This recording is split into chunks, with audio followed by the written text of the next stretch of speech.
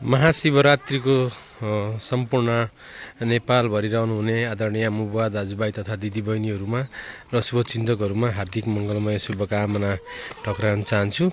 बाल्यकालका सबैका आफ्ना विशेषता र सबै बाल्यकाल बिताएका सबैले आफ्ना पलहरू हुन्छन्। त्यही अनुसार मैले मेरो बाल्यकालको स्मरण र हाम्रो लोक संस्कृतिलाई जागर्ना गर्ने हिसाबले आज महाशिवरात्रिको पुनित अवसरमा चाहिँ आफ्नो बाल्यकाल स्मरणको लागि चाहिँ बालबालिका बच्चाहरूले चाहिँ एउटा बाटो छेक्ने, त्यहाँबाट थोरै पैसा सङ्कलन गर्ने, कसैले चाहिँ त्यस बापत आफ्नो कापी कलम र कोही चाहिँ यसो रमाइलो मनोरञ्जन गरेका ती पलहरूलाई आज अनुसरण गर्दै पुनः यी संस्कृति जगेर्नाका जस्ता कार्यक्रमहरूलाई मैले पनि एउटा भिडियोबाट जेगर्ना गर्ने प्रयास गरेको छु।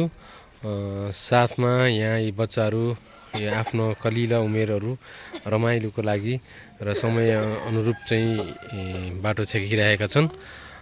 अब यिनीहरूलाई चाहिँ मैले एउटा यो साथसाथै समय तालिका र यो पर्वको बारेमा थोरै यिनीहरूलाई जानकारी दिनेछु।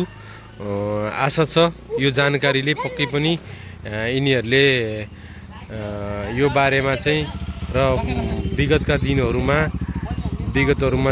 दिनहरूमा चाहिँ अवश्य पनि यो संस्कृति चेन्ज गर्लान् भन्दा यसलाई चाहिँ पुनर्जागरण र सिस्टमेटिक तरिकाले एउटा टाइमिङ र समयको हिसाबले चाहिँ फेरि आगामी दिनहरूमा र योभन्दा पछाडिका पिँढीहरूलाई यिनीहरूले चाहिँ उत्प्रेरणा गर्लान् भन्ने पुनः आशाका साथ यहाँहरू समक्ष बिदा हुन्छु। विशेष धन्यवाद। Thank you very much.